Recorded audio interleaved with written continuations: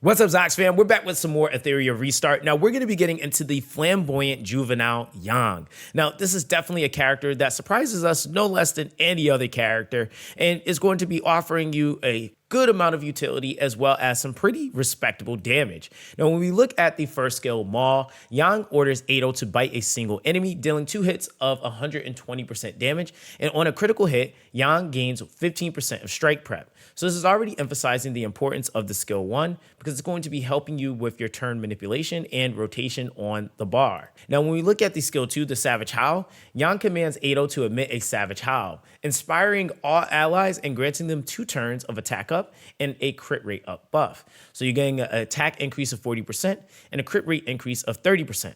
The main thing that you're going to really be doing here is actually lowering your crit rate stat requirement.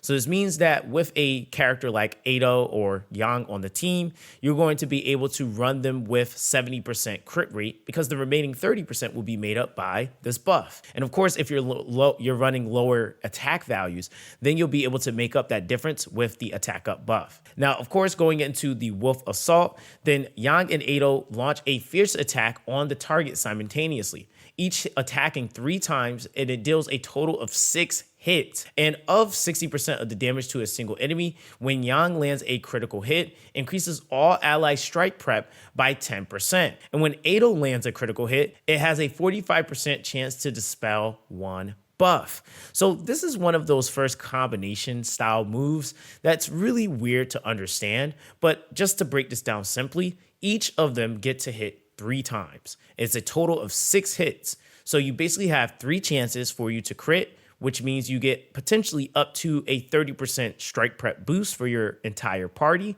Or with Ado's hit, you have basically 3 opportunities to dispel a buff from that target. Now, of course, with that, this is just something that's really important to understand so that you can really get the most out of this ability. Now, of course, getting into some module recommendations, I would definitely say starting out, some of the big ones that you'll have, of course, would be ones like Onslaught, where Onslaught on a 12 matrix bonus is going to be giving you an attack increase of 45%. I would definitely say some that you can also make use of, especially as you're working your way up, would be ones like Momentum, where Momentum is actually going to be giving you a crit rate increase of 12%. And when attacking, for each debuff or control effect on the target, damage is increased by 6% up to a maximum of 30%. You can also utilize things like the Harvest, which is going to give you an attack increase of 10%. And when attacking, if the target's HP is above 50%, additionally ignores 30% of their defense. You have the Keen Eye on a 12 matrix bonus, which gives you a crit damage increase of 18%. And for the first 3 instances of damage dealt by Animus during their turn, they are increased by 25%, 15%, and 5% respectively.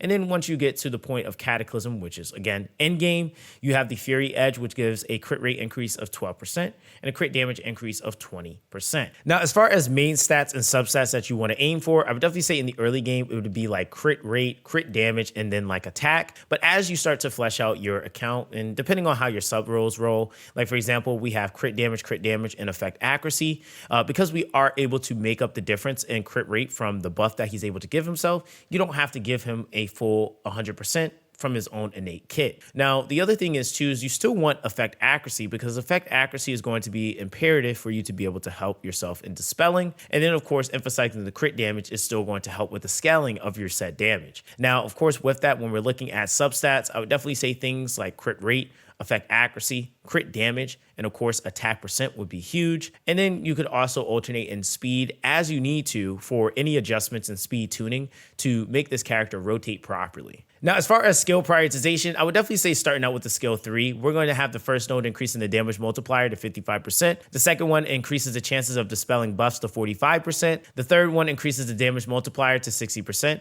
And then the final one increases the strike prep boost effect to 10%. Then going into the skill 1, you're going to have the first node increasing the damage multiplier to 110%. The second node increases the effect of the strike prep boost to 11%.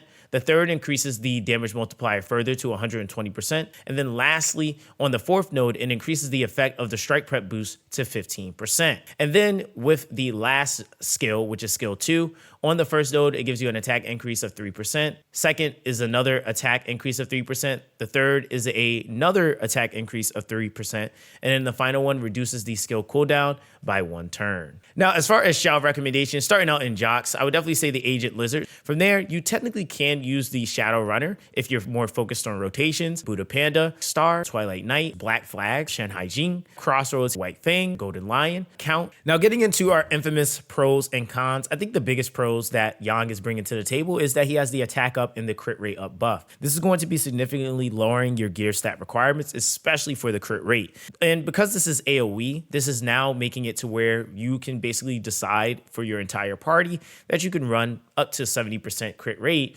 and the remainder will be made up by this ability. This is also going to be making it to where if your values are really low and even attack, you're also still going to be able to further scale those. Now, the other thing I would say is more of a benefit for him or a pro is that he's able to rotate pretty quickly because of the strike prep manipulation he has, and the fact that he can strip buffs is also pretty high in value as well. Now, when we're looking at just the overall cons, I think one of the biggest issues that you're going to run into with Yang is the fact that in most content, general content for the most part starting out, you want AoE clears. Yang is all single target, and the only thing that he's really offering that's AoE is a buff. Whereas if it was more so a unit that was like, say, for example, rotating and then maybe giving these same values, you can easily replace some of these things with other characters that are able to also offer other things like Gray, where you can get the crit rate buff, for example, which is, again, still pretty huge, but he also can apply a defense break. So that's going to then further be scaling your damage. So some things are a little bit more valuable depending on the scenario that you're in, but I still feel like Yang is still a really, really good character.